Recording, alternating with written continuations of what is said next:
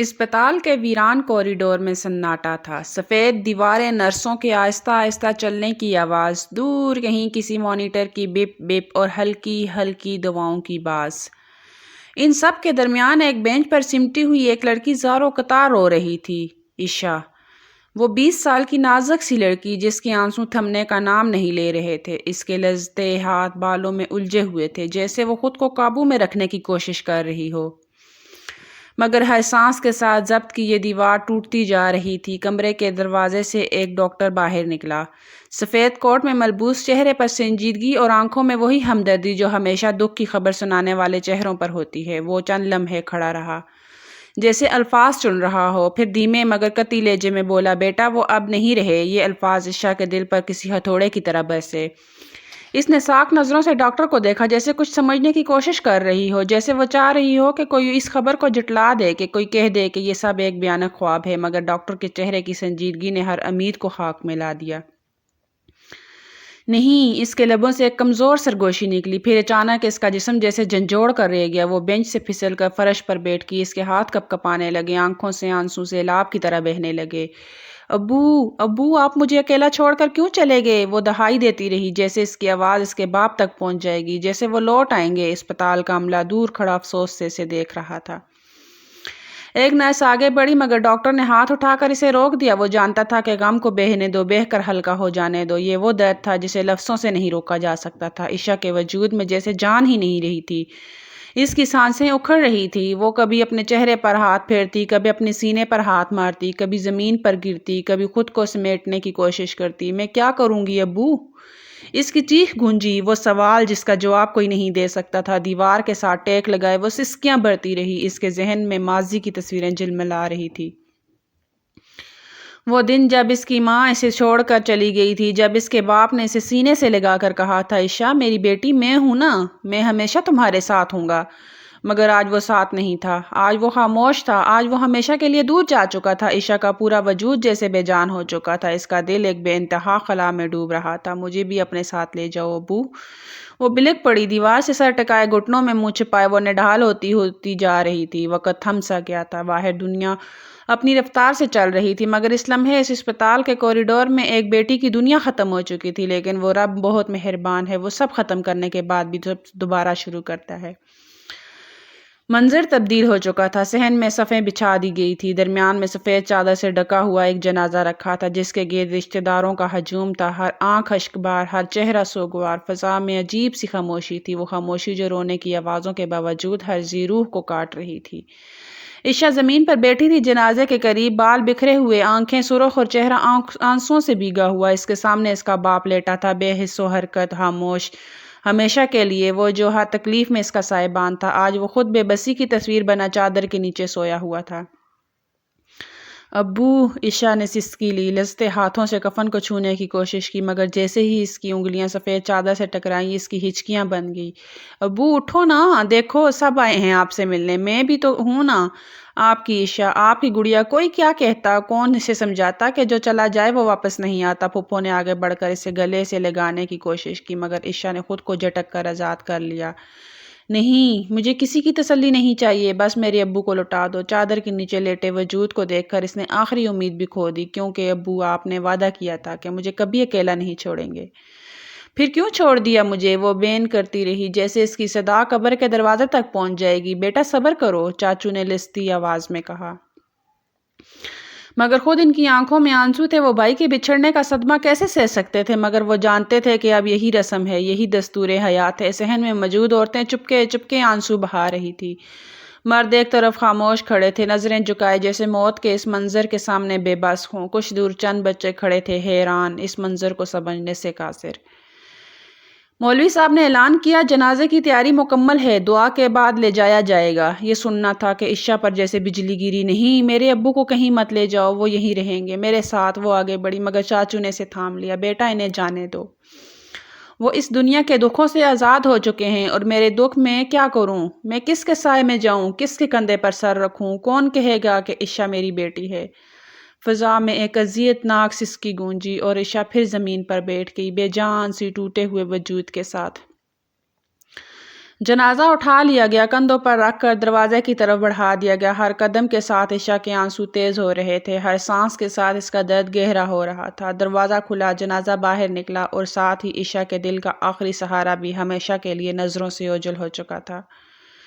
سب تباہ ہو گیا تھا۔ گھر کے صحن میں گہری خاموشی چھائی ہوئی تھی۔ شام کا وقت تھا، سورج ڈل چکا تھا اور آسمان پر ہلکی ہلکی سیاہی چھانے لگی۔ چند گھنٹے پہلے یہی جگہ لوگوں سے بھری ہوئی تھی، ہر طرف افسوس کرنے والوں کی بھیڑ تھی، مگر اب سب جا چکے تھے۔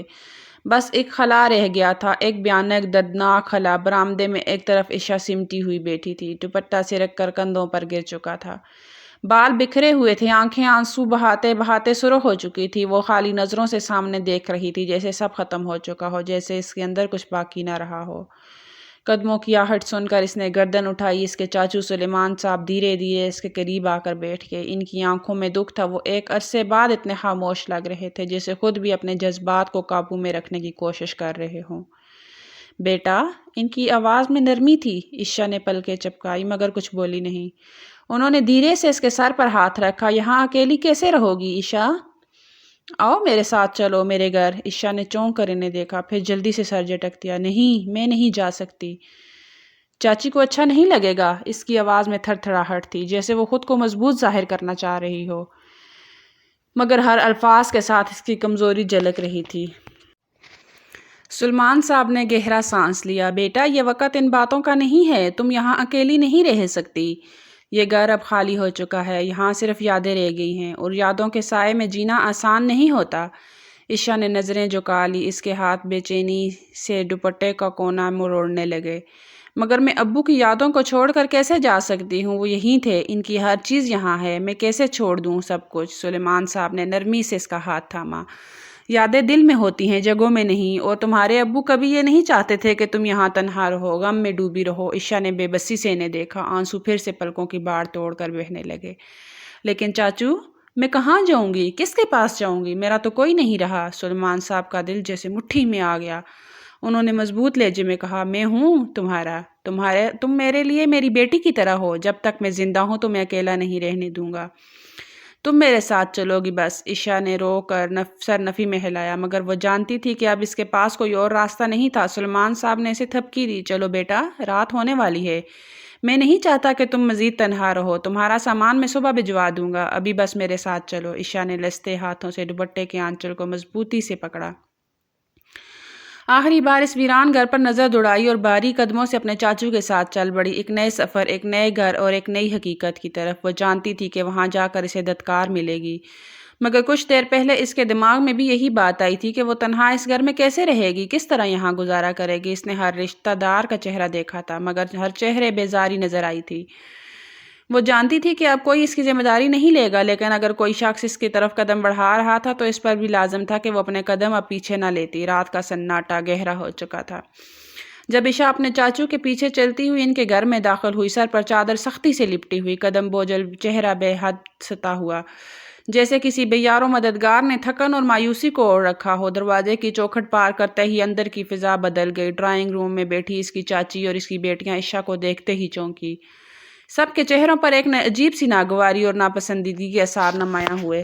لو جی، یہ بھی آ گئی سب سے بڑی بیٹی، زویا نے طنزیہ لہجے میں کہا اور صوفے پر پیر سمیٹ کر بیٹھ گئی۔ ہاں بھائی، یتیموں کا اور کہاں ٹھکانہ ہوتا ہے، دوسری بیٹی طوبہ نے نخوت سے کہا اور ناک چڑھا کر رخ پھیر لیا۔ عشا کا دل کانپ گیا، اس نے بے یقینی سے ان کے چہروں کی طرف دیکھا۔ کیا یہ وہی رشتے دار تھے جو اس کے باپ کی زندگی میں ہمدردی جتایا کرتے تھے؟ یہ کیا باتیں کر رہی ہو تم لوگ؟ سلیمان صاحب نے سخت لہجے میں بیٹیوں کو گھورا۔ یہ تمہاری بہن ہے، یوں بات نہیں کرتے۔ زاہدہ بیگم جو اب تک خاموش تھی، جل کر بولی، سلیمان، تمہیں تو ہمیشہ دوسروں کا ہی خیال رہتا ہے، اپنی بیٹیوں کے بارے میں بھی سوچا ہے؟ کل کو لوگ کیا کہیں گے؟ ہم پر ایک اور بوجھ آن پڑا ہے۔ بس کرو زاہدہ، سلیمان صاحب نے تھکے ہوئے مگر سخت لہجے میں کہا، یہ بچی ہے، اس کا اپنا کوئی سہارا نہیں ہے اور میں اسے اپنے در سے دھتکارنے والا نہیں ہوں۔ زویا نے منہ چڑھایا، ہاں ہاں، سب کا درد بس ابو کو ہی ہوتا ہے، بس اب مزید ایک لفظ نہیں، سب اپنے کمروں میں جاؤ، سلیمان صاحب نے غصے سے کہا اور خاموشی سے اپنے کمرے کی طرف بڑھ گئے۔ ان کے جاتے ہی چاچی نے تیز نظروں سے عشا کو دیکھا۔ یہاں خوش ہونے کی ضرورت نہیں ہے، یہ گھر تمہارے رہنے کے لیے نہیں بنایا، سمجھی؟ کچھ دن رہو پھر اپنی پھپھو کو فون کر کے یہاں سے چلی جانا۔ میرا گھر یتیم خانہ نہیں جہاں میں تمہیں جگہ دوں۔ عشا کے لب کپ کپائے مگر وہ کچھ کہہ نہ سکی۔ جی ممی، لوگ تو یہی سمجھ کر یہاں پہنچ آئے ہیں جیسے یہ کوئی خیراتی ہے، طوبہ نے کندھے اچکاتے ہوئے کہا اور تیزی سے کمرے میں چلی گئی۔ عشا کی آنکھوں میں آنسو تیرنے لگے۔ اسے سمجھ نہیں آ رہا تھا کہ وہ کہاں چلی آئی ہے۔ یہ لوگ کون ہیں جو اس کے رشتہ دار ہونے کے باوجود اسے قبول کرنے کو تیار نہیں؟ اس کو اس بات کا علم تھا کہ یہاں آ کر اسے ذلت ملے گی، مگر اسے یہ علم نہیں تھا کہ پہلے روز چند لمحے وہ یوں ہی کھڑی رہی، اس کے ہاتھ بے چینی سے دوپٹے کو مروڑ رہے تھے۔ ارد گرد کی سرد مہری اس کے دل میں عجیب سی وحشت بھر رہی تھی۔ نہ جانے کیوں اسے لگا جیسے وہ کسی غلط جگہ پر آ گئی ہو، جیسے اسے یہاں نہیں ہونا چاہیے تھا۔ وہ آہستہ قدموں سے آگے بڑھی۔ سامنے ایک کمرہ نظر آیا، دروازہ نیم وا تھا۔ بنا کچھ سوچے وہ اندر داخل ہو گئی اور دروازہ آہستہ سے بند کر لیا۔ وہ اس بات سے بے خبر تھی کہ اس کے ساتھ اب کیا ہونے والا تھا، اس کی زندگی کس طرح تبدیل ہونے والی تھی۔ کمرہ اندھیرے میں ڈوبا ہوا تھا۔ باہر ہوا کے جھونکوں سے کھڑکیاں ہلکی ہلکی چرچرا رہی تھی۔ دروازے کی در سے آتی مدھم روشنی میں عشا نے کمرے کے ایک کونے میں پڑی جائے نماز کو دیکھا۔ آنسو بھری آنکھوں سے وہ لرزتے قدموں کے ساتھ آگے بڑھی جیسے اس کے جسم میں جان ہی نہ ہو۔ کپ کپاتے ہاتھوں سے جائے نماز اٹھائی اور زمین پر بچھا دی۔ اس کے گھٹنوں میں ہلکی سی لرزش ہوئی۔ وہ دھیرے سے بیٹھ گئی۔ دل کی دھڑکنیں بے ترتیب تھی۔ ذہن میں سو خیالوں کا طوفان تھا۔ سر جھکایا، ماتھا جائے نماز پر رکھا اور پھر جیسے دل کے بندھن ٹوٹ گئے۔ یا اللہ، کیوں میرے ساتھ ایسا ہوا؟ اس کی ہچکی بن گئی، لفظ لڑکھڑا گئے۔ میرا کیا قصور تھا؟ میں نے تو کبھی تجھ سے کچھ نہیں مانگا تھا، کبھی کسی کا برا نہیں چاہا تھا، پھر تو نے میرا سب کچھ چھین لیا۔ اس کی مٹھیاں سختی سے بند ہو گئی، آنکھوں سے آنسو فرش پر ٹپکنے لگے۔ میرے بابا کو کیوں لے گیا اللہ؟ وہی تو میرا واحد سہارا تھے، میں تو ان کے بغیر کچھ بھی نہیں ہوں۔ وہ دونوں ہاتھوں سے چہرہ چھپائے رونے لگی، جیسے دل کا بوجھ آنسو میں بہا دینا چاہتی ہو۔ میں کہاں جاؤں گی؟ کس کے پاس جاؤں گی؟ یہ لوگ جنہیں میں اپنا سمجھ رہی تھی وہ تو مجھ سے نفرت کرتے ہیں، مجھے پرایا کر چکے ہیں۔ کمرے میں سسکیوں کی بازگشت تھی۔ اللہ، اگر تو نے میرا سب کچھ چھین لیا تو مجھے بھی اپنے پاس بلا لے۔ میں اتنی اکیلی ہوں کہ مجھ سے یہ دنیا برداشت نہیں ہو رہی۔ وہ دونوں ہاتھ دعا کے لیے اٹھا تو لیے مگر الفاظ کہیں گم ہو گئے۔ آنسو تیزی سے بہہ رہے تھے، دل درد سے بوجھل تھا مگر زبان خاموش تھی۔ نہ جانے کتنی دیر وہ یوں ہی روتی رہی۔ کمرے کی خاموشی میں بس اس کی سسکیاں تھیں، اس کے دل کا درد تھا۔ پھر ایک دم سے اس کے آنسو تھم گئے، جیسے کسی نے دل کے زخموں پر مرہم رکھ دیا ہو، جیسے کوئی کہہ رہا ہو میں ہوں نا، میں تجھے اکیلا نہیں چھوڑوں گا۔ اس نے پلکیں چپکائی، اپنی بھیگی آنکھوں سے اوپر دیکھا اور دل میں پہلی بار ایک امید کی ننھی سی کرن جاگی کہ ہاں، اللہ ہے جو اس کے ساتھ ہے، جو کبھی اس کو تنہا نہیں چھوڑے گا۔ اور بے شک میرا رب آزمائش دے کر ہی اپنے بندوں کو آزماتا ہے۔ لمبے رونے کے بعد جب آنکھوں میں آنسو خشک ہو گئے تو عشا نے خود کو بستر پر گرا دیا۔ تھکن سے اس کا بدن شل ہو چکا تھا، ذہن بوجھل تھا، نیند تیزی سے اس پر غالب آ رہی تھی۔ پتہ نہیں کتنی دیر گزری تھی کہ اچانک نیند کی گہری وادی میں اسے ایک عجیب سا احساس ہوا، جیسے کسی کا لمس اس کی کمر پہ ہو۔ پہلے تو اس نے اپنا وہم سمجھا اور نیند میں ہی کروٹ بدل لی، مگر چند لمحوں بعد وہی لمس دوبارہ محسوس ہوا، ایک واضح، بھیانک، ناقابل انکار لمس۔ اس کا دل زور زور سے دھڑکنے لگا، آنکھیں نیند سے بوجھل تھی مگر دماغ میں خطرے کی گھنٹیاں بجنے لگی۔ جب وہ مزید برداشت نہ کر سکی تو ایک جھٹکے سے اٹھ کر بیڈ پر بیٹھ گئی۔ اس کی آنکھوں کے سامنے جو منظر تھا اس نے اس کی روح تک کو جھنجھوڑ دیا۔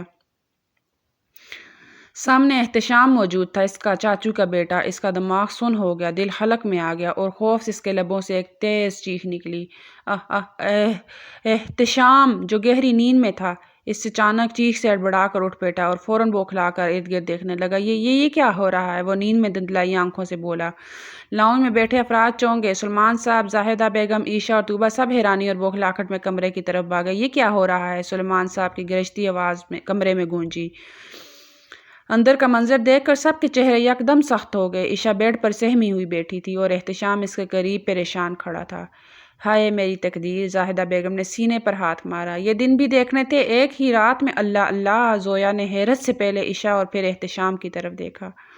یہ یہاں احتشام کے کمرے میں کیا کر رہی تھی؟ یہی تو میں بھی پوچھ رہی ہوں، زاہدہ بیگم نے غصے سے کہا۔ کیا یہ ہمارا بھروسہ جیت کر ہمارے بیٹے پر ڈورے ڈالنے آئی ہے؟ عشا کی آنکھوں میں بے یقینی اور خوف تھا۔ نہیں چاچی، آپ غلط سمجھ رہی ہیں۔ اس کی آواز کپ کپا رہی تھی۔ وہ رو پڑی۔ مجھے نہیں پتا میں یہاں کیسے آئی۔ چپ رہو! زاہدہ بیگم کا چہرہ غصے سے سرخ ہو گیا۔ اب تم صفائیاں دو گی؟ جو دیکھا ہے وہ سب جھوٹ ہے، ایک رات میں ہی اپنی اصلیت دکھا دی ہے نا۔ نہیں میں تو بس، تمہیں شرم نہیں آئی؟ زاہدہ بیگم نے غصے سے کہا۔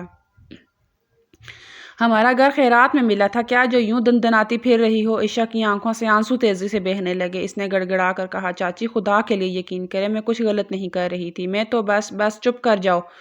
سلمان صاحب کا غصے سے بھرا لہجہ کمرے میں گونجا۔ کیا کہے گی اب دنیا؟ میری عزت خاک میں مل جائے گی، اس لیے میں تم پر ہمدردی کر کے اپنے گھر کے اندر لے آیا کہ تم موقع کا فائدہ اٹھا کر رات کے اس پہر میرے بیٹے کے کمرے میں پہنچ جاؤ۔ عائشہ نے بے بسی سے سب کی طرف دیکھا، مگر سب کے چہرے نفرت، غصے اور شک سے بھرے ہوئے تھے۔ کوئی اس کی بات سننے کو تیار ہی نہیں تھا۔ عائشہ کے کانوں میں طعنوں کی گونج تیز ہوتی جا رہی تھی، ہر لفظ، ہر جملہ اس کے دل پر نشتر چلا رہا تھا۔ وہ مسلسل صفائی دینے کی کوشش کر رہی تھی، مگر کسی کے چہرے پر یقین کی رمق تک نہ تھی۔ سب کے جیسے ایک پل میں اس کے کردار پر کیچڑ اچھال چکے تھے۔ حیرانگی اس کو چاچو پر ہو رہی تھی، وہ تو پہلے یہاں آئی تھی۔ کوئی احتشام کو کچھ نہیں بول رہا تھا، بلکہ اس کی ذات کو ہی نشانہ بنایا جا رہا تھا۔ اس کی آنکھوں کے سامنے اندھیرا سا چھا گیا، سانس گھٹنے لگا۔ وہ مزید یہ سب برداشت نہیں کر سکتی تھی۔ وہ تیزی سے مڑی اور دروازے کی طرف لپکی۔ اب کہاں جا رہی ہو؟ زاہدہ بیگم نے پیچھے سے چیخ کر کہا، مگر عائشہ نے سنی انسنی کر دی۔ اس کے قدم خود بخود کچن کے برابر والے چھوٹے سے اسٹور روم کی طرف بڑھ گئے، جہاں اندھیرا تھا، گھٹن تھی، مگر شاید باہر کی روشنی اور بے یقینی سے زیادہ محفوظ تھا۔ وہ دروازہ کھول کر اندر داخل ہوئی، کمر دروازے سے ٹکا کر نیچے بیٹھ گئی اور زور زور سے رونے لگی۔ بابا بابا، مجھے اپنے پاس بلا لو۔ مکھ سے ایک رات میں اس کی پوری دنیا تبدیل ہو گئی تھی۔ وہ جانتی تھی زاہدہ چچی پورے خاندان میں اب اس کو بدنام کر دیں گی، اس کی عزت کو تار تار کر دیں گی، اور یہی سوچ سوچ کر اس کا دل بند ہونے کے قریب آ گیا تھا۔ اس کے ہاتھ کپ کپا رہے تھے، دل تیزی سے دھڑک رہا تھا۔ اسے لگ رہا تھا جیسے دیواریں اس پر تنگ ہو رہی ہوں، جیسے کوئی اسے اس اندھیرے میں بھی برا بھلا کہہ رہا ہو۔ میں نے کیا کیا ہے آخر؟ میں نے کیا ہے؟ وہ ہچکیوں میں خود سے سوال کر رہی تھی، مگر کوئی جواب نہیں تھا، کوئی دلاسا دینے والا نہیں تھا۔ باہر ماحول میں اب بھی تناؤ تھا۔ زاہدہ بیگم غصے میں ہاتھ نچاتے ہوئے احتشام کے قریب آئی۔ یہ سب کیا تھا احتشام؟ کیا چل رہا ہے؟ احتشام نے تھکن زدہ بیزار لہجے میں جواب دیا، امی چپ ہو جائیں، کچھ بھی نہیں ہوا۔ آپ لوگ خام خواہ کا تماشا بنا رہے ہیں۔ کیا کچھ نہیں ہوا؟ وہ تمہارے کمرے میں کیا کر رہی تھی؟ طوبہ نے تیز لہجے میں کہا۔ ارے تو سن تو لو، احتشام نے جھنجھلا کر کہا۔ شاید غلطی سے وہ غلط کمرے میں آ گئی ہو، گیسٹ روم سمجھ کر وہ یہاں سو گئی، اور میں بھی نیند میں تھا، مجھے دیکھ کر ڈر گئی، بس یہی ہوا تھا۔ آپ سب نے تو بس ایک کہانی بنا لی۔ خدا کے لیے دماغ سے سوچیں، ہر بات کو تماشا مت بنائیں۔ اوہ، تو اب تم ہمیں سمجھاؤ گے کہ ہمیں کیا سوچیں؟ زاہدہ بیگم کا مزید غصہ بڑھ گیا۔ لڑکی غلط کمرے میں گئی یا تو نے کچھ کیا، اس کا تو فیصلہ ہوگا۔ امی پلیز، احتشام نے ہاتھ اٹھا کر انہیں روکا۔ میں نے کچھ نہیں کیا، اور نہ ہی مجھے اس معاملے میں دلچسپی ہے، اور وہ خود اپنے دماغ کی غلطی سے میرے کمرے میں پہنچی۔ میں تو سو رہا تھا، اور تمہیں یہ اتنی معمولی بات لگ رہی ہے؟ زویا نے طنزیہ مسکراہٹ سے کہا۔ ہاں، کیونکہ یہ واقعی معمولی بات ہے، احتشام نے تیز لہجے میں کہا۔ بس تم سب کو کوئی نہ کوئی ڈرامہ رچانا ہوتا ہے، چاہے کسی کی زندگی برباد ہو جائے۔ زاہدہ بیگم نے غصے سے پیر پٹکا۔ تم تو ہمیشہ اپنی بہنوں کے خلاف بولتے ہو۔ یہ لڑکی آئی ابھی ایک دن نہیں ہوا، اور تم اس کی حمایت کر رہے ہو۔ احتشام نے گہری سانس لی اور سر جھٹک کر بیزاری سے بولا، امی مجھے نیند آ رہی ہے، آپ لوگ اپنی بحث جاری رکھیں۔ یہ کہہ کر وہ اپنے کمرے کی طرف بڑھ گیا، جبکہ باقی سب ایک دوسرے کی طرف دیکھنے لگے۔ ادھر اسٹور روم میں عائشہ کا رونا بدستور جاری تھا۔ وہ بے بس تھی، اکیلی تھی، اور سب سے بڑھ کر وہ الزام اس کے بوجھ کے نیچے دب رہی تھی، جس کا وہ تصور تک نہیں کر سکتی تھی۔ عائشہ اسٹور روم کے ٹھنڈے فرش پر سمٹی بیٹھی تھی، اس کی سسکیاں مدھم ہو چکی تھی، مگر دل میں اٹھنے والی ٹھیس ویسے ہی شدید تھی۔ وقت جیسے رک سا گیا تھا، لیکن دماغ مسلسل کسی سہارا ڈھونڈنے کی کوشش کر رہا تھا۔ وہ دھیرے سے اپنی جگہ سے اٹھی، چادر کو مضبوطی سے لپٹا اور کپاتے قدموں سے باہر نکلی۔ کمرے سے باہر حال میں ہلکی روشنی پھیلی ہوئی تھی، مگر اس کے دل میں گپ اندھیرا چھایا ہوا تھا۔ ٹیلی فون میز پر پڑا تھا، اس کی نگاہیں اس پر جا ٹھہریں۔ دل میں شدید کشمکش تھی، کیا کرے، کس سے بات کرے، کہاں جائے۔ کچھ دیر تک اس کا ہاتھ ٹیلی فون کے ریسیور پر ہی رہا۔ سانسیں بے ترتیب تھیں، آنکھوں میں ایک بار پھر نمی اتر آئی، مگر ہمت جتا کر اس نے نمبر گھمایا۔ اپنی پھپھو رفت کا۔ پہلی بیل گئی، کوئی جواب نہیں آیا۔ دوسری بار بھی خاموشی رہی۔ تیسری بیل پر اچانک فون اٹھایا گیا، اور دوسری طرف سے رفت پھپھو کی ہچکیوں سے بھری آواز سنائی دی، ہیلو۔ عائشہ کے لب کانپے تھے، زبان جیسے کسی نے سل دی ہو، آنسو ایک دم سے بہنے لگے۔ وہ ایک لفظ بھی نہیں کہہ پائی۔ ہیلو، کون ہے؟ رفت پھپھو کی آواز پھر آئی، مگر وہ ابھی بھی خاموش تھی۔ عائشہ؟ رفت پھوپھو کی سسکیاں کچھ لمحوں کو رکی، شاید انہیں اپنی بھتیجی کے آنسوؤں کی آہٹ مل گئی تھی۔ عشا ہمت مجتمع کر کے بمشکل بول پائی، پھوپھو، اور اس کے ساتھ ہی وہ شدت سے رونے لگی۔ رفت پھوپھو کی ہچکیوں میں ایک اور درد شامل ہو چکا تھا۔ بیٹا، میرا بھائی۔ ان کی آواز کانپ گئی۔ چند لمحے دونوں جانب خاموشی رہی۔ عشا نے لستی ہوئی آواز میں کہا، پھوپھو، بابا کے بعد میرے پاس کوئی نہیں رہا، میں بالکل اکیلی ہوں۔ بیٹا، میں ہوں نا۔ رفت پھوپھو تڑپ اٹھی۔ یہ کیا کہہ رہی ہو؟ عشا نے آنکھیں بند کی اور گہری سانس لی، پھر پھوٹ پھوٹ کر روتے ہوئے بولنے لگی، پھوپھو، یہ لوگ یہ سب مجھے اچھا نہیں سمجھتے، مجھ پر الزام لگا رہے ہیں، میں نے کچھ نہیں کیا۔ پھوپھو، میں نے کچھ نہیں کیا؟ کیا مطلب؟ کون الزام لگا رہا ہے؟ کیا ہوا عشا؟ رفت بیگم کی آواز میں بے چینی در آئی تھی۔ عشا نے روتے ہوئے ساری بات بتا دی، کس طرح وہ غلطی سے احتشام کے کمرے میں چلی گئی، کس طرح سب نے بغیر سنے ہی اس پر انگلیاں اٹھا دی، کس طرح وہ سب کے تانوں سے بچ کر اسٹور روم میں جا بیٹھی۔ رفت پھوپھو کی سانس تیز ہو گئی۔ بس کچھ مت کہو، بس چپ ہو جا بیٹا۔ پھوپھو، میں یہاں نہیں رہ سکتی، میں کیا کروں؟ عشا کا دل بیٹھا جا رہا تھا۔ چپ ہو جاؤ، مت رو، میں صبح آ کر تمہیں لے جاؤں گی۔ رفت پھوپھو کا لہجہ مضبوط تھا، جیسے وہ کوئی فیصلہ کر چکی ہوں۔ عشا نے روتے روتے سر ہلایا، جیسے وہ انہیں دیکھ سکتی ہو۔ بس ہمت رکھو عشا، میں آ رہی ہوں، تمہیں وہاں مزید ایک لمحہ بھی نہیں رہنے دوں گی، رفت پھوپھو نے بھاری آواز میں کہا۔ عشا نے کچھ کہنے کے لیے لب کھولے، مگر آنسو تیزی سے بہہ رہے تھے کہ الفاظ ساتھ چھوڑ گئے۔ اب تم آرام کرو، میں صبح ہوتے ہی تمہارے پاس پہنچوں گی، رفت پھوپھو نے محبت سے کہا اور فون رکھ دیا۔ عشا نے ریسیور آہستہ سے نیچے رکھا۔ دل میں پہلی بار کچھ سکون کا احساس ہوا تھا۔ شاید کوئی تو تھا جو اس پر یقین رکھتا تھا، کوئی تو تھا جو اس کا اپنا تھا، لیکن یہ بھی شاید اس معصوم کی خیام خیالی ہونے والی تھی، کیونکہ دنیا میں سوائے ماں باپ کے نہ کوئی اپنا ہے، نہ کبھی اپنا بنے گا۔ عشا نے رات آنکھوں میں کاٹتی۔ اسٹور روم کے گھٹن زدہ ماحول میں وقت جیسے ٹھہر سا گیا تھا۔ آنکھیں سوج چکی تھی، دل میں بے یقینی اور خوف کے طوفان برپا تھے، لیکن امید کی ایک ننھی کرن رفت بیگم کی صورت میں باقی تھی۔ سورج کی پہلی کرن نے جیسے ہی زمین کو چھوا، وہ فوراً ہی گھر پہنچ آئی تھی۔ کہاں ہے میری گڑیا؟ کہاں ہے میرے بھائی کی نشانی؟ عشا، باہر آؤ، تمہاری پھوپھو آ گئی ہیں۔ رفت بیگم کی آواز سن کر عشا چونک گئی۔ وہ لڑکھڑاتے قدموں سے اٹھی، اپنے گرد لپٹی چادر کو درست کیا اور تیزی سے باہر نکلی۔ سامنے ہی ان کو دیکھ کر اس کی آنکھوں میں آنسو آ گئے تھے۔ پھوپھو، وہ بے اختیار ہوتی ہوئی ان کے سینے سے جا لگی۔ میری بچی، میری جان۔ رفت بیگم نے اسے زور سے اپنے سینے سے لگا لیا، جیسے برسوں کا بچھڑا پیار ایک پل میں سمو لینا چاہتی ہو۔ اس شور سے پورا گھر جاگ اٹھا۔ احتشام، طوبہ، زویا اور سلیمان سب بھی حیرانی سے باہر نکلے۔ زاہدہ چاچی نے جونی رفت بیگم کو دیکھا، چہرے پر زہر کھل گیا۔ یہ کیا ڈرامہ ہو رہا ہے صبح صبح؟ زاہدہ نے طنز سے کہا۔ ہاتھ کمر پر رکھ کر گھورنے لگی۔ رفت بیگم نے عشا کو خود سے الگ کیا اور ایک تیز خشمگین نگاہ زاہدہ پر ڈالی۔ ڈرامہ میں نہیں کر رہی، ڈرامہ تم سب نے کیا ہے، شرم آنی چاہیے تمہیں، ایک رات بھی میرے بھائی کی بچی کو عزت نہیں دے سکے۔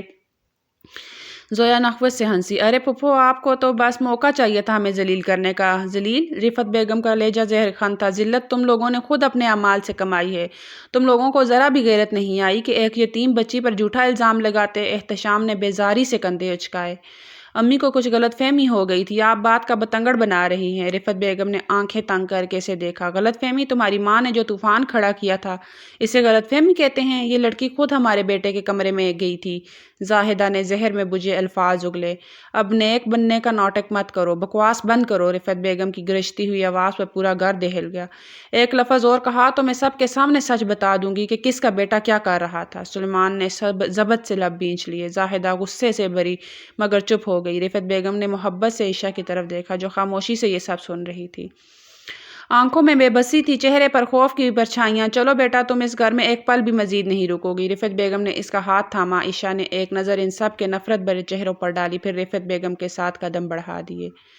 وہ اس جہنم سے نکل رہی تھی، ہمیشہ کے لیے ایک اور جہنم میں جانے کے لیے۔ گاڑی رفت بیگم کے عالیشان بنگلے کے پورچ میں آ کر رکی۔ گیٹ کے سامنے لگا وسیع عریض لان خوبصورت روشنیوں میں نہایا ہوا تھا۔ دیواروں پر مہنگی لائٹیں جگمگا رہی تھیں۔ اندر جانے والے راستے کے دونوں طرف نفاست سے تراشے گئے پودے اور فوارے موجود تھے، جیسے کوئی خوابوں کی دنیا ہو۔ عشا نے گاڑی کے اندر سے اس عالیشان گھر کو دیکھا۔ وہ ایسے گھروں کی عادی نہیں تھی، اس کی دنیا تو باپ کے چھوٹے سے گھر اور سادگی سے مزین زندگی تک محدود تھی۔ رفت بیگم نے ایک گہری سانس لی اور عشا کے چہرے پر نظریں جمائی۔ بیٹا، میں تمہیں اندر تو لے جا رہی ہوں، مگر تمہیں پہلے ایک بات صاف صاف بتا دینا چاہتی ہوں۔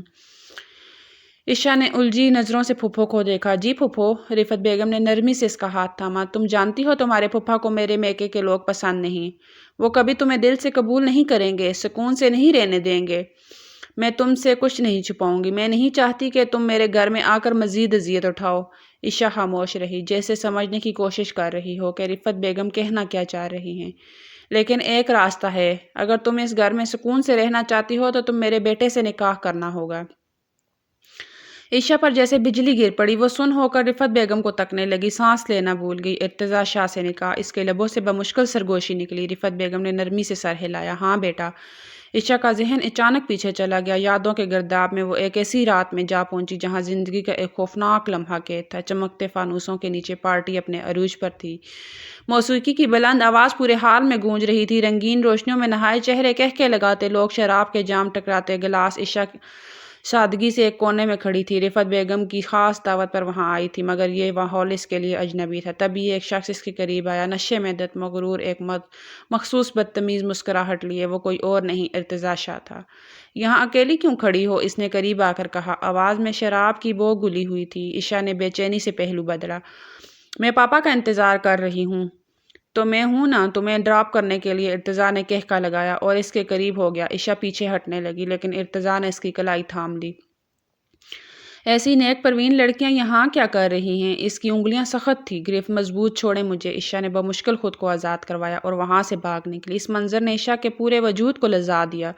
اس کی سانسیں تیز ہونے لگی، ہاتھ کپ کپانے لگے۔ عشا، رفت بیگم نے اسے کندھوں سے تھاما۔ بیٹا کیا سوچنے لگ گئی؟ عشا نے گھبرا کر انہیں دیکھا، آنکھوں میں بے یقینی تھی۔ پھپھو، ارتضیٰ راضی ہو جائیں گے؟ وہ مجھ سے شادی کریں گے؟ رفت بیگم کے چہرے پر عجیب سا یقین تھا۔ میں اسے راضی کر لوں گی، مجھے پورا یقین ہے۔ عشا نے ایک لمحے کے لیے نظریں جھکائی، اندر بے شمار طوفان تھے، لیکن پھر ہلکی آواز میں بولی، اگر وہ راضی ہو جاتے ہیں تو مجھے کوئی اعتراض نہیں۔ رفت بیگم نے ایک اطمینان بھری سانس لی۔ عشا یہی گمان کر رہی تھی کہ ارتضیٰ شاہ اس جیسی لڑکی سے کبھی شادی نہیں کرے گا، وہ خود انکار کر دے گا، مگر وہ جانتی ہی نہیں تھی کہ رفت بیگم اس کو لے کر کیا سوچ چکی تھی۔ رات کا سیاہ انچل آسمان پر پوری طرح پھیل چکا تھا، گھڑی کی سوئیاں 10 کا ہندسہ عبور کر چکی تھی، لیکن رفت بیگم لاؤنج میں صوفے پر بیٹھی مسلسل دروازے کی طرف دیکھ رہی تھی۔ سامنے شیشے کی میز پر قیمتی فانوس کی روشنی میں ان کا چمکتا ہوا موبائل رکھا تھا، جس کی سکرین بار بار روشن ہو رہی تھی، مگر کال کرنا انہیں بیکار لگا۔ وہ جانتی تھی ان کا بیٹا اٹھائے گا نہیں۔ چند منٹ بعد دروازہ دھڑ سے کھلا اور ارتضیٰ شاہ اندر داخل ہوا۔ اس کی چال میں وہی پرانی بے فکری، آنکھوں میں پرانی بے نیازی اور چہرے پر وہی مخصوص مغرور مسکراہٹ تھی۔ ہلکے نیلے رنگ کی کھلی قمیض جس کے 2 بٹن کھلے تھے، نیچے برانڈڈ بلیک جینز اور کالے جوتے، ہاتھ میں گاڑی کی چابی گھماتا، الجھے بالوں کو ہاتھ سے درست کرتا وہ سیدھا آگے بڑھنے لگا، جب اچانک رفت بیگم کی آواز اس کے قدم روک گئی۔ ارتضیٰ یہاں آؤ۔ وہ رک گیا، پھر آہستہ آہستہ ماں کی طرف مڑا، ایک نظر رفت بیگم پر ڈالی جو غصے سے دیکھ رہی تھی۔ اس کے ہونٹوں پر ہلکی سی مسکراہٹ ابھری، جیسے یہ معمول کی بات ہو۔ ہائے موم، وہ لاپرواہی سے بولا۔ کیا ہوا؟ یہ وقت ہے گھر آنے کا، تمہیں ذرا بھی ہوش ہے کہ نہیں؟ کب سے تمہارا انتظار کر رہی ہوں۔ رفت بیگم کا انداز سخت تھا۔ ارتضیٰ کندھے اچکاتے ہوئے صوفے پر بیٹھ گیا۔ مام، آپ کو تو پتہ ہے کہ میں لیٹ آتا ہوں، یہ کوئی نئی بات تو نہیں ہے۔ مسئلہ یہی ہے کہ تمہیں کسی بات کی پرواہ نہیں۔ رفت بیگم نے ماتھے پر ہاتھ مارا۔ اسی لیے اب میں نے سوچ لیا کہ تمہاری شادی کر دوں۔ ارتضیٰ نے ایک جھٹکے سے گردن موڑی، جیسے کوئی مذاق سن لیا ہو۔ کیا؟ ہاں، تمہاری شادی، رفت بیگم نے 2 ٹوک لہجے میں کہا۔ ارتضیٰ کہکا لگا کر ہنسا، پھر آنکھیں سکڑ کر ماں کو دیکھا۔ مام پلیز، مجھے کسی سے شادی نہیں کرنی، یہ سب میرے بس کی بات نہیں۔ رفت بیگم نے گہری سانس لی، پھر گویا ہوئی۔ تمہاری مرضی نہیں چلے گی، میں نے فیصلہ کر لیا ہے اور لڑکی بھی میں نے طے کر لی ہے۔ ارتضیٰ کا ماتھا شکن آلود ہو گیا۔ کون؟ عشا، میری بھتیجی۔ اب کی بار ارتضیٰ کی ہنسی اچانک رک گئی، چہرے کے تاثرات یکدم بگڑ گئے۔ واٹ مام پلیز، اس دبو لڑکی سے جو بات تک نہیں کر سکتی، میں اس سے شادی کروں گا؟ ہاں، رفت بیگم نے سکون سے کہا۔ نو وے، ارتضیٰ نے دونوں ہاتھ اٹھا دیے۔ میں ایسی کسی معصوم خاموش طبع لڑکی کے ساتھ پوری زندگی نہیں گزار سکتا جسے بات کرنے کا بھی ڈنگ نہ ہو۔ رفت بیگم نے اسے گھورا، پھر سخت لہجے میں بولی، ارتضیٰ تمہیں سمجھنے کی ضرورت ہے، تمہیں جو لائف سٹائل اگر تم اسے برقرار رکھنا ہے تو تمہیں ایسی ہی لڑکی سے شادی کرنی ہوگی۔ کیا مطلب؟ مطلب یہ کہ تمہارے اپنے شوق، تمہاری اپنی آزادی اگر قائم رکھنی ہے تو ایسی لڑکی سے نکاح کرو جو تمہیں بدلنے کی کوشش نہ کرے، جو تمہیں قید میں نہ رکھے، تم پر روک ٹوک نہ لگائے، تمہاری راتوں کو برباد نہ کرے، اور عشا بالکل ایسی ہی لڑکی ہے۔ وہ نہ تم پر شک کرے گی نہ تمہیں سوالات کے کٹہرے میں کھڑا کرے گی۔ ارتضیٰ لب بیچ کر رہ گیا۔ وہ ماں کی بات کا مطلب بخوبی سمجھ چکا تھا، اور اگر تم نے اپنی مرضی کی کوئی پسند لڑکی کر لی تو یقین رکھو وہ تمہاری زندگی کو تمہاری عیاشیوں کے لیے نہیں چھوڑے گی۔ پھر ہر رات تمہیں حساب دینا ہوگا، ہر پل قید میں گزارنا ہوگا۔ رفعت بیگم نے مزید وضاحت کی۔ ارتضیٰ نے ایک لمحہ خاموشی اختیار کی، پھر تلخی سے مسکرایا۔ تو آپ کہہ رہی ہیں کہ اگر میں اپنی آزادی برقرار رکھنا چاہتا ہوں تو مجھے اس دبو لڑکی سے نکاح کرنا چاہیے؟ بالکل، رفعت بیگم نے سر ہلایا۔ ارتضیٰ نے گہری سانس، چہرے پر ناگواری کے تاثرات آئے۔ وہ چند لمحے خاموش رہا، پھر جھنجھلا کر بولا، فائن، اگر یہی شرط ہے تو ہاں۔ وہ اٹھا اور کمرے کی طرف بڑھا، جیسے یہ سب زبردستی ہو رہا ہو، مگر دل کے کسی کونے میں وہ ماں کی چالاکی کو سمجھ رہا تھا۔ عشا دبے قدموں سے کچن کی طرف بڑھی تھی، مگر جیسے ہی لاؤنج سے آتی آوازوں نے اس کے کانوں میں سرگوشیاں کی، اس کے قدم وہیں رک گئے۔ ارتضیٰ کی تیز برہمی آواز اور رفعت بیگم کے ٹھہرے ہوئے لہجے میں کی گئی باتیں، ہر لفظ جیسے زہر تھا جو اس کی روح میں اترتا جا رہا تھا۔ وہ دروازے کے پیچھے چھپ کر سب سن رہی تھی۔ اس کی انگلیاں شیشے کے گلاس کے گرد سختی سے جم گئی تھی۔ وہ دبو لڑکی، اگر تمہیں اپنی زندگی آزاد رکھنی ہے تو تمہیں اس سے نکاح کرنا ہوگا۔ وہ تم پر روک ٹوک نہیں لگائے گی، تمہاری عیاشیوں میں دخل نہیں دے گی۔ عشا کی آنکھوں میں آنسو تیرنے لگے۔ وہ خاموشی سے پلٹی اور دبے قدموں سے اپنے کمرے میں آ گئی، دروازہ بند کیا اور ایک پل کے لیے دیوار سے لگ گئی۔ آنسو پلکوں سے چھلک کر رخساروں پر گرنے لگے۔ وہ پھسلتی ہوئی نیچے فرش پر بیٹھ گئی۔ کیوں، آخر کیوں میرے ساتھ ایسا ہوا؟ اس کا دل سسک رہا تھا، زبان پر شکوے مچل رہے تھے۔ کیا میں اتنی کمزور ہوں کہ کوئی بھی مجھے اپنی مرضی سے اپنی زندگی میں داخل کر لے؟ کیا میں ہمیشہ ایک کٹ پتلی کی طرح دوسروں کی خواہشات کے مطابق چلتی رہوں گی؟ وہ گھٹنوں میں سر چھپا کر رونے لگی، مگر دل میں کہیں ایک حقیقت بھی دھڑک رہی تھی، میں اس دنیا میں اکیلی ہوں۔ اگر مجھے یہاں رہنا ہے تو مجھے ایک سہارا چاہیے، اور شاید وہ سہارا ارتضیٰ ہے۔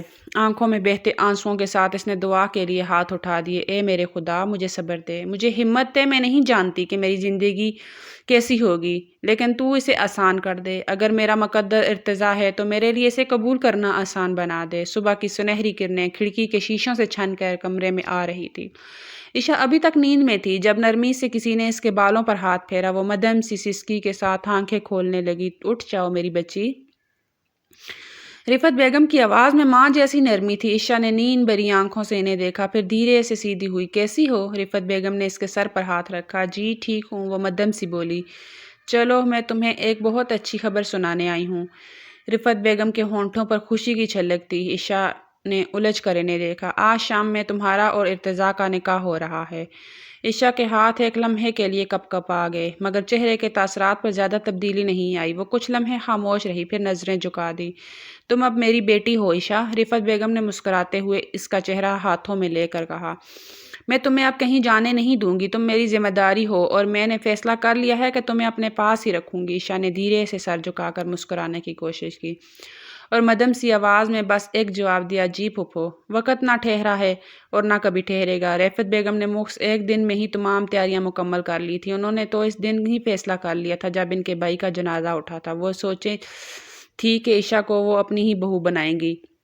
وہ جانتی تھی کہ وہ ظالم سماج میں زندہ نہیں رہ سکتی، اور انہیں اپنے بیٹے کو بھی سدھارنا تھا، اور یہ سب صرف ایک صورت میں ممکن تھا کہ ان دونوں کا نکاح ہو جاتا۔ ایک ہی دن میں انہوں نے تمام رشتہ داروں کو انویٹیشن بھی دے دیا تھا اور پورا پروگرام بھی منعقد کر لیا تھا۔ کمرے میں ہلکی سنجیدگی چھائی ہوئی تھی۔ روشنیوں میں نہایا وسیع ہال اپنی شان و شوکت کے باوجود آج بے حد سادہ سا لگ رہا تھا۔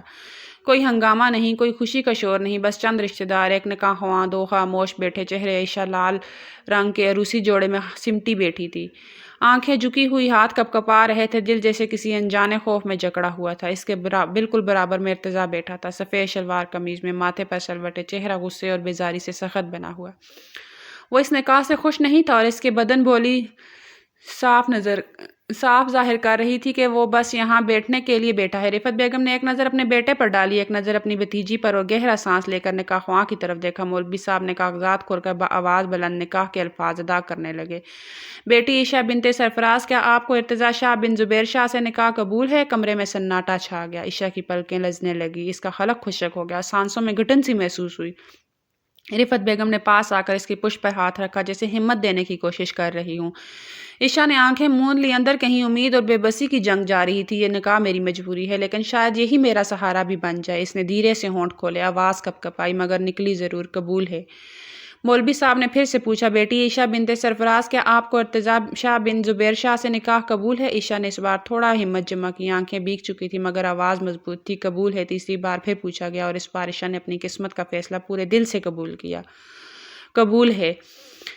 مولوی صاحب نے سر ہلایا اور اب نظریں ارتضیٰ کی طرف موڑیں۔ بیٹے ارتضیٰ شاہ بن زبیر شاہ، کیا آپ کو عشا بنت سرفراز سے نکاح قبول ہے؟ ارتضیٰ کے چہرے کی سختی اور بڑھ گئی۔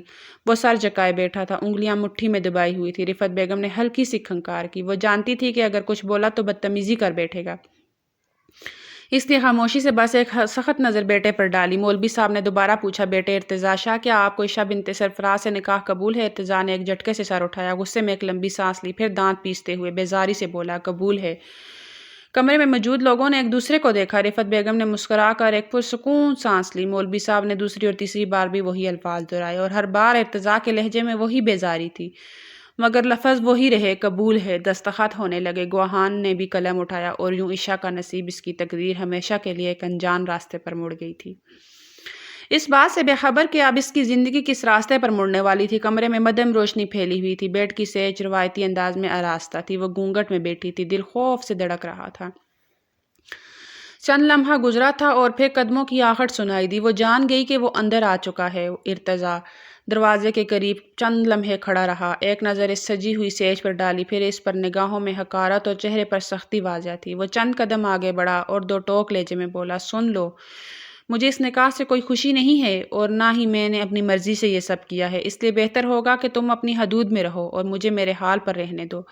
عشا کا دل زور زور سے دھڑکنے لگا۔ وہ خاموش بیٹھی رہی، چہرہ جھکا ہوا، انگلیاں مڑی ہوئی۔ ارتضیٰ نے طنزیہ ہنسی، پھر تیز لہجے میں بولا، اور ہاں، صبح نہا کر باہر جانا، مام کو لگے کہ ہم دونوں سب کچھ کر چکے ہیں، وہ مطمئن ہو جائیں گی اور مجھے کوئی فضول سوالات نہیں سننے پڑیں گے۔ عشا کے وجود پر جیسے بجلی گر گئی، اس کا سانس حلق میں اٹک گیا، آنکھیں بے یقینی سے پھیل گئی۔ وہ ایک جھٹکے سے اٹھنا چاہتی تھی، مگر پھر بھیگی پلکیں جھکا لی۔ ارتضیٰ نے قدم آگے بڑھایا اور ایک زہریلے طنز کے ساتھ بولا، اترو بیڈ سے، یہاں میرے لیے کوئی ڈرامہ مت رچانا، میں تمہیں یہ حق نہیں دینے والا۔ وہ ایک جھٹکے سے اٹھی، اس کا دل زور سے دھڑک رہا تھا، سرخ لہنگا زمین پر پھیلا ہوا تھا۔ وہ بمشکل اسے سنبھالتی ہوئی ایک طرف ہو گئی۔ ارتضیٰ نے اس کی طرف دیکھا بھی نہیں، جیسے وہ وہاں موجود ہی نہ ہو، جیسے وہ کوئی بے جان چیز ہو۔ وہ کوٹ اتارتے ہوئے بیزاری سے بولا، یہ ڈرامے بازی میرے ساتھ نہیں چلے گی، جو ہونا تھا ہو گیا، اب بس مام کے سامنے اچھا شو کر لینا، ورنہ تمہیں پتہ بھی نہیں چلے گا کہ تم یہاں رہو گی بھی یا نہیں۔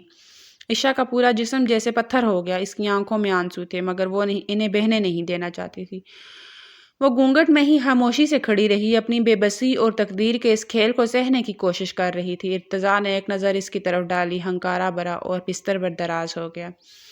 عشا نے آہستہ آہستہ قدم بڑھائے اور ڈریسنگ روم کی طرف بڑھ گئی۔ ڈریسنگ روم کے آئینے میں اپنی پسماندہ آنکھوں کو دیکھ کر وہ بے اختیار رو پڑی۔ آنسو ایک کے بعد ایک بہتے جا رہے تھے، وہ انہیں نہیں روکنے کی کوشش بھی نہیں کر رہی تھی۔ کیسی زندگی ملی ہے مجھے، وہ خود سے سرگوشیاں میں بولی، پہلی ماں، پھر بابا، اور اب جس کا نام میرے ساتھ جڑا گیا وہ بھی میرا نہیں۔ اس کا دل جیسے مٹھی میں آ گیا تھا، درد کی شدت اتنی زیادہ تھی کہ سانس لینا مشکل لگ رہا تھا۔ کچھ دیر وہ یوں ہی کھڑی رہی، اپنی قسمت پر ماتم کرتی رہی، پھر بے بسی کے عالم میں کپڑے بدلنے لگی۔ سرخ جوڑے کو دیکھ کر ایک لمحے کو ٹھٹکی، آنکھیں بند کی اور سانس بھرتے ہوئے اسے ہٹا دیا۔ ہلکے رنگ کا سادہ لباس زیب تن کیا، دوپٹے سے چہرہ خشک کیا، اور پھر قدم گھسیٹتی ہوئی واش روم میں چلی گئی۔ جب وہ باہر نکلی تو کمرے میں گپ اندھیرا تھا۔ ایک لمحے کو دل میں خوف سا جاگا، پھر اس نے نظر گھمائی۔ ارتضیٰ بستر پر دراز موبائل کی روشنی میں مصروف تھا، جیسے اس کی موجودگی کا کوئی احساس ہی نہ ہو۔ عشا نے چپ چاپ جائے نماز اٹھایا اور ایک کونے میں جا کر کھڑی ہو گئی۔ جیسے ہی اس نے تکبیر کہی، اچانک ارتضیٰ کو نہ جانے کیوں کچھ محسوس ہوا۔ اس نے سر اٹھایا اور گردن موڑ کر دیکھا۔ کمرے کی روشنی بند ہونے کے باوجود اسے نماز میں مگن عشا کی شبیہ صاف نظر آ رہی تھی۔ دلچسپی سے دیکھتے ہوئے اس نے موبائل ایک طرف رکھا اور ہاتھ بڑھا کر لائٹ آن کر دی۔ روشنی پھیرتے ہی اس کی آنکھیں بے اختیار اس پر ٹک گئی۔ وہ سفید دوپٹے میں لپٹی، آنکھیں بند کیے، مکمل سکون میں کھڑی تھی۔ اس کا چہرہ یوں نکھرا ہوا لگ رہا تھا جیسے کسی نور کی چادر میں چھپ گیا ہو۔ ارتضیٰ کو پہلی بار عجیب سا احساس ہوا، جیسے کچھ لمحوں کے لیے وہ سب کچھ بھول گیا ہو، جیسے کمرے میں صرف وہی موجود ہو۔ یہ واقعی وہی عشا ہے؟ اس کے دل میں بے ساختہ خیال آیا۔ وہ چند لمحے ساکت رہا، پھر آنکھیں جھپکی اور سر جھٹک کر رخ موڑ لیا۔ لیکن نہ جانے کیوں اب موبائل میں وہ دلچسپی نہیں رہی تھی۔ نماز ختم کرنے کے بعد عشا نے ہاتھ اٹھا کر لمبی دعا مانگی۔ آنسو پھر سے بہنے لگے، مگر اس بار ان میں ایک عجیب سی بے بسی تھی۔ دعا کے بعد اس نے آنکھیں بند کیں، گہرا سانس لیا اور جائے نماز طے کر کے آہستہ قدموں سے بستر کی طرف آئی۔ وہ خاموشی سے لحاف اٹھا کر لیٹ گئی، چہرہ دوسری طرف موڑ لیا، جیسے وہ کمرے میں موجود کسی بھی چیز سے تعلق نہیں رکھتی۔ ارتضیٰ جو ابھی تک اسے دیکھ رہا تھا یکدم چونکا، دل میں ایک انجانی سی بے چینی در آئی۔ یہ واقعی میری بیوی ہے؟ اس کے اندر کسی نے سرگوشی کی۔ یکدم ایک احساس نے اسے اپنی لپٹ میں لے لیا۔ وہ جو ابھی کچھ دیر پہلے اس رشتے سے بیزار تھا، اب عجیب سی کشمکش میں تھا۔ اتنی حسین بیوی میری ہے تو میں کیوں کس سے دور رہوں؟ اس کا دل چاہا اور اس کے قریب ہو کر، مگر جیسے ہی اس نے کروٹ بدلی، عشا نے بھی رخ موڑ لیا۔ وہ نظر انداز کر چکی تھی۔ ارتضیٰ کے دل میں عجیب سا خلجان اٹھا۔ اس کا دل چاہا کہ وہ اسے اپنی باہوں میں بھر لے، مگر پھر اپنی کہی ہوئی باتیں یاد آئیں۔ اپنی ہی انا کے بوجھ تلے دب گیا۔ میں نے خود اسے ٹھکرایا تھا، اب میں کیسے اس کے قریب جا سکتا ہوں؟ وہ گہرا سانس لے کر رہ گیا اور سر جھٹک کر لیٹ گیا، مگر نیند اس سے کوسوں دور تھی۔ وقت دھیرے دھیرے گزرتا چلا گیا۔ ارتضیٰ کی آنکھ کھلی تو کمرے میں ہلکی سی خنکی تھی۔ وہ ابھی آنکھیں مسل ہی رہا تھا کہ غسلخانے کا دروازہ کھلنے کی آواز آئی۔ اس نے بے دلی سے سر اٹھایا، مگر اگلے ہی لمحے اس کی نظریں ٹھہر گئی۔ عشا سرخ لباس میں ملبوس، بھیگی زلفیں پشت پر بکھرائے کسی حور کی مانند سامنے کھڑی تھی۔ چہرے پر کوئی خاص تاثر نہیں تھا، مگر وہ اتنی دلکش لگ رہی تھی کہ ارتضیٰ کو پہلی بار لگا جیسے وہ کسی خواب میں کھو گیا ہو۔ یہ کیا تھا؟ اس نے بے شمار حسین عورتیں دیکھی تھی، مگر ایسا سحر!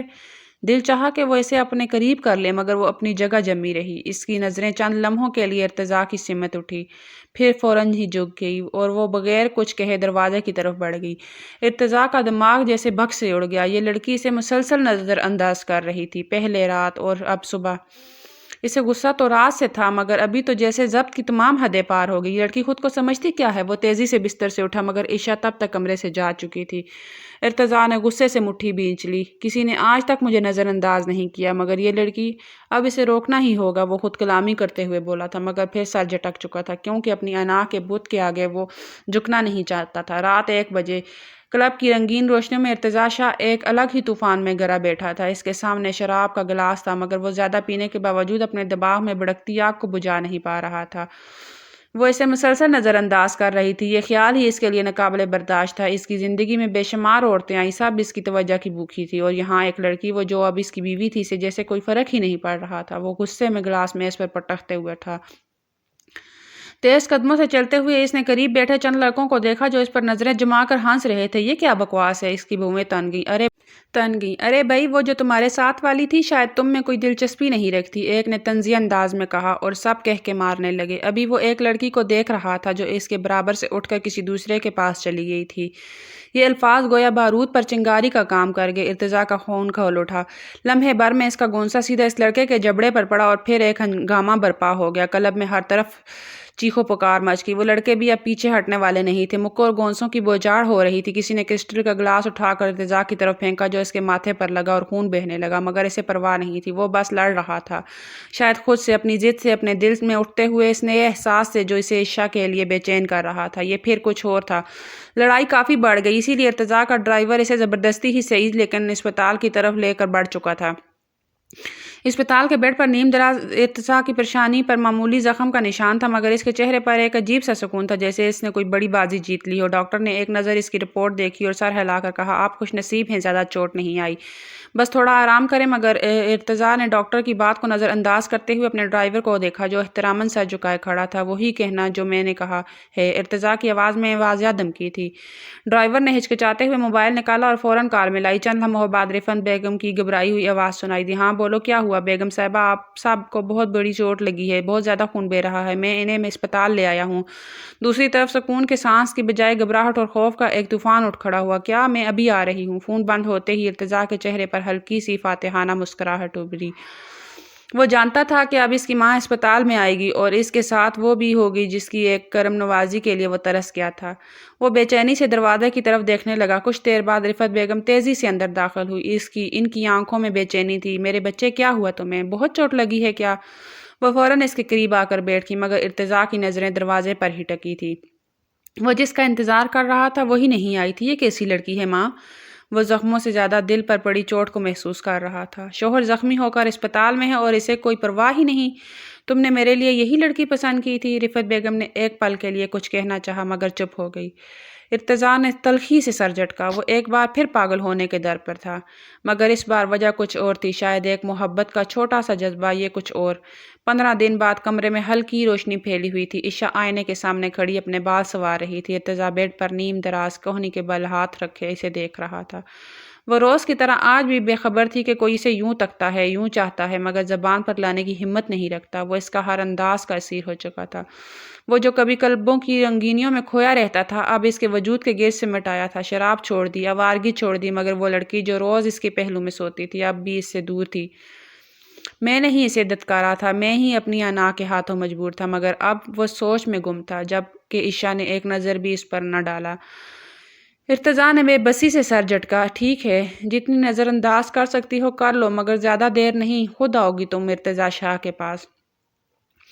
عشاء آہستہ قدموں سے دروازے کی طرف بڑھ رہی تھی، سیاہ چادر میں لپٹی، چہرہ دھندلا سا اور آنکھیں بجھی بجھی سی۔ جیسے ہی اس نے دروازہ کھولا ارتضیٰ شاہ اندر داخل ہوا۔ دونوں کی نظریں ملی اور وہ ٹھٹک کر رک گئی۔ ارتضیٰ نے سختی سے اسے دیکھا، پھر ایک قدم آگے بڑھا کر اس کے راستے میں حائل ہو گیا۔ کہاں جا رہی ہو؟ کس کی اجازت سے؟ اس کا لہجہ حکم دینے والا تھا، روایتی شوہرانہ اختیار کیے ہوئے۔ عشاء کا دل ایک پل کو لرز گیا، مگر وہ مدھم آواز میں بولی، مجھے قبرستان جانا ہے، آج بابا کا 40واں ہے۔ اس کی آواز کی کپکپاہٹ، آنکھوں کی نمی اور چہرے کی اداسی نے ارتضیٰ کو عجیب کشمکش میں ڈال دیا۔ وہ جو کبھی اس کے دکھ کو خاطر میں نہ لاتا، آج اس کی آنکھوں میں بسی ویرانی اس کا دل چیر گئی۔ چلو میں لے چلتا ہوں، وہ بے ساختہ بولا، حالانکہ اس کا ارادہ ہرگز نہ تھا۔ وہ تو جنازے پر بھی نہیں گیا تھا، مگر آج کچھ مختلف تھا۔ قبرستان کی خاموش فضا میں عشاء اپنے والد کی مٹی کو چھوتے ہی بے قابو ہو گئی۔ وہ زمین پر بیٹھ کر روتی رہی، مٹی پر ہاتھ پھیرتی رہی، جیسے اپنے والد کو چھونے کی آخری خواہش پوری کر رہی ہو۔ بابا، مجھے آپ کی بہت یاد آ رہی ہے۔ وہ سسکیاں بھر رہی تھیں، آنکھوں سے آنسو مسلسل بہہ رہے تھے۔ ارتضیٰ دور کھڑا یہ سب دیکھ رہا تھا۔ آج پہلی بار سے شدت سے احساس ہوا کہ یہ لڑکی کتنی تکلیف میں ہے، کتنا کچھ کھو چکی ہے۔ اس کے دل میں کچھ نرم پڑ گیا۔ وہ چپ چاپ کھڑا رہا، مگر اندر کچھ ٹوٹنے لگا تھا، شاید انا کا بت ٹوٹنے لگا تھا۔ گھر کی فضا گہری خاموشی میں ڈوبی ہوئی تھی۔ کمرے میں ہلکی روشنی جل رہی تھی اور عشاء کھڑکی کے پاس خاموش بیٹھی باہر دیکھ رہی تھی۔ اس کی آنکھیں سرخ تھیں اور چہرے پر مسلسل آنسو بہہ رہے تھے۔ وہ اندر ہی اندر ٹوٹ رہی تھی، ایک بار پھر خود کو تنہا محسوس کر رہی تھی۔ ارتضیٰ بھی اس کے دکھ سے انجان نہیں تھا۔ وہ کب سے اسے دیکھ رہا تھا، اس کی خاموشی، اس کے آنسو، سب کچھ دیکھ کر بھی اندیکھا کر رہا تھا، مگر آج نہ جانے کس جذبے کے تحت وہ اپنی جگہ سے اٹھا اور آہستہ قدموں سے اس کے قریب آ بیٹھا۔ اس نے دھیرے سے اپنا بازو اس کے گرد لپیٹا، اور بس اتنا کرنا تھا کہ عشاء بے ساختہ اس سے سینے سے لگ گئی۔ بابا کے بعد میری زندگی میں صرف تکلیفیں ہی تکلیفیں رہ گئی ہیں، وہ روتے ہوئے بولی۔ کوئی نہیں جو میرا درد سمجھے، جو میرے آنسو پونچھے۔ پہلے ماں چلی گئی، پھر بابا، اور اب… وہ ایک پل کو رکی، پھر سسک کر بولی، اب میرے شوہر کو بھی میری پرواہ نہیں۔ ارتضیٰ کا دل ایک پل کو زور سے دھڑکا، وہ حیرت سے اس کی باتیں سن رہا تھا۔ مجھے لگتا ہے میں مر جاؤں گی، وہ ٹوٹے لہجے میں بولی۔ آپ کو کوئی فرق نہیں پڑے گا نا؟ ارتضیٰ نے بے چینی سے لب بیچ لیے۔ وہ کچھ کہنے ہی والا تھا کہ عشاء نے آنسو بھری آنکھوں سے اس کی طرف دیکھا اور دھیرے سے شکوہ کیا، آپ نے بھی مجھے وقت نہیں دیا، آپ نے بھی مجھے پیار نہیں دیا، میرا کیا ہوگا؟ ارتضیٰ نے چونک کر اسے دیکھا، اس کے اندر کچھ تڑپ تھا۔ تمہیں خود اپنے شوہر کا احساس نہیں، وہ بے اختیار سختی سے بولا۔ اگر تمہیں ذرا سا بھی احساس ہوتا تو تم میرے لیے اسپتال آتی۔ عشاء نے نم آنکھوں سے اس کی طرف دیکھا، پھر مدھم لہجے میں بولی، میں نہیں آئی تھی، مگر اس کا مطلب یہ نہیں کہ میں بے حس ہوں، میں تو آپ سے بہت محبت کرتی ہوں۔ ارتضیٰ کو ایسا لگا جیسے کوئی اس کے دل پر مٹھیاں برسا رہا ہو۔ وہ خاموشی سے اس کی بات سنتا رہا۔ نکاح کے بول میں اللہ نے بہت محبت رکھی ہے ارتضیٰ، وہ آہستہ آہستہ بول رہی تھی، لیکن میں اسپتال اس لیے نہیں آئی کیونکہ میں ڈر گئی تھی، مجھے خوف تھا کہ کہیں آپ مجھ سے بیزار نہ ہو جائیں، کہیں آپ کو میرے جذبات بچکانا نہ لگیں، کیونکہ آپ کو چونچلے والی بیویاں پسند نہیں۔ ارتضیٰ کا دل زور سے دھڑکنے لگا، اس نے کبھی سوچا بھی نہ تھا کہ اتنا ڈری ہوئی تھی، اتنی حساس تھی۔ وہ ایک لمحے کے لیے خاموشی سے اس کا چہرہ دیکھتا رہا، اس کے بہتے آنسو، اس کی لستی پلکیں، اس کے سچے جذبات، پھر آہستہ سے اپنا ہاتھ بڑھایا اور اس کے آنسو پوچھتے عشاء، اس کے لہجہ بے حد نرم تھا، تم نادان ہو، مگر تمہاری نادانیوں میں اتنی سچائی ہے کہ انسان چاہے بھی تو تمہیں نظر انداز نہیں کر سکتا۔ عشاء نے حیرت سے اسے دیکھا، پھر اس کی آنکھوں میں نمی اتر آئی۔ اگلے ہی لمحے ارتضیٰ نے اسے اپنے بازوؤں میں بھر لیا، اپنی تمام انا تمام ضد بلا کر اسے مکمل طور پر اپنا بنا لینے کے لیے۔ آج اس نے سیکھ لیا تھا کہ محبت کو ٹھکرایا نہیں جاتا، اسے اپنایا جاتا ہے۔ بعض اوقات کسی کو دیر سے سمجھ جاتا ہے، مگر اگر وہ محبت سچی ہو تو دیر بھی کبھی دیر نہیں ہوتی۔ اگر سٹوری پسند آئی ہو تو چینل کو سبسکرائب کر دیجیے گا، لائک کر دیجیے گا۔